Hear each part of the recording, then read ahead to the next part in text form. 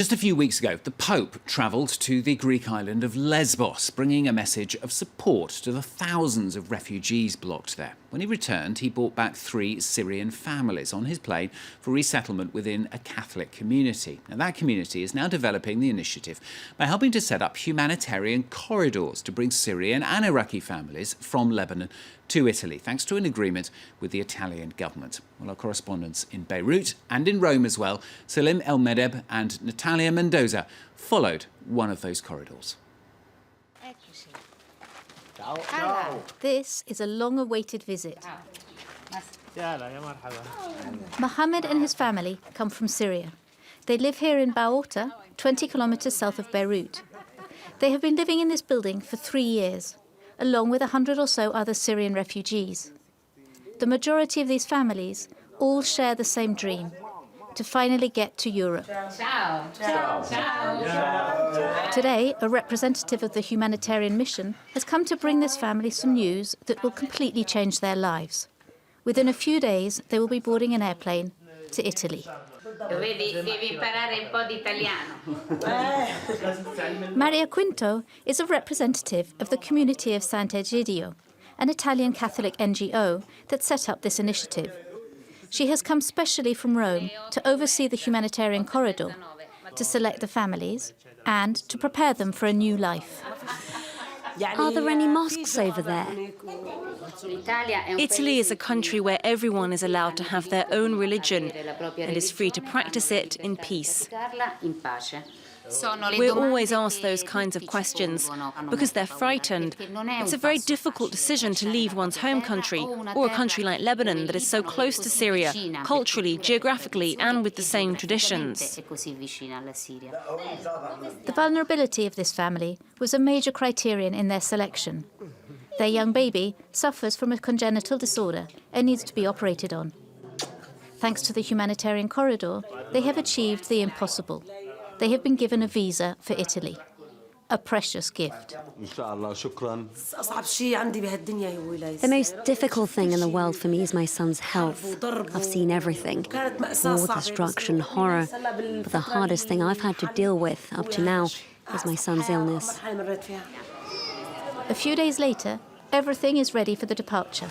37 families, most of them Muslim, will be leaving for Italy today with suitcases full of dreams. But for many, the goodbyes are tough.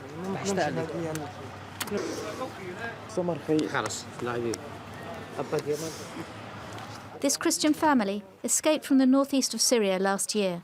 They arrived in Lebanon 8 months ago, and now they are hoping to be able to rebuild their lives in peace in Europe. What I'm hoping for in Italy is that we can live in dignity, and above all that my son can study some more. Once at Beirut airport, the atmosphere is festive. Very nice. They are all trying to immortalise their last moments in Lebanon before embarking on the trip to Europe. It's a curious feeling of both joy and sadness. We've spent 10 days crying for Aleppo. They've destroyed Aleppo. Nothing's left. The people are being cut into pieces. We are sad because we still have family over there. My brother and my parents-in-law are there. But I'm happy because I've been able to save my family. But we still have loved ones over there.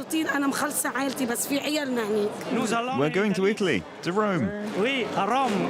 All these families have been registered as refugees by the United Nations Refugee Agency. They are travelling with a humanitarian visa granted by the Italian consulate in Lebanon. So many refugees spend all their savings paying the human traffickers in order to reach Europe. Thanks to this initiative, they'll manage to do it without putting their lives at risk. In safety, on board a commercial airplane. Their faces show relief and hope. After a 3-hour flight, they arrive in Rome, met by a delegation from the Italian Interior Ministry and representatives of the Christian NGOs that are behind this initiative. Benvenuti in Italia, benvenuti in Europa.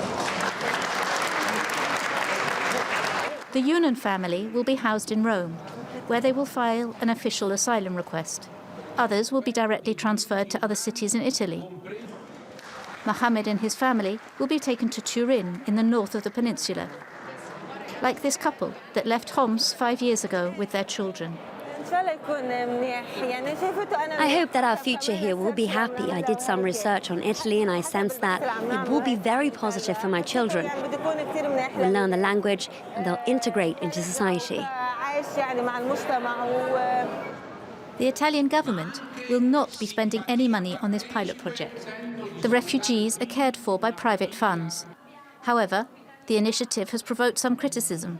A right-wing party has denounced the interference of Christian NGOs in European affairs. A conscious decision. Yes, we want to interfere in European politics because we think that the bureaucracy is not working, and sometimes too much bureaucracy is even dangerous because bureaucracy can let people die. Between now and next year, nearly 1,000 refugees will arrive in Italy thanks to this humanitarian corridor. But yet, thousands more continue to cross the Mediterranean on makeshift boats, to land every week on the shores of Europe.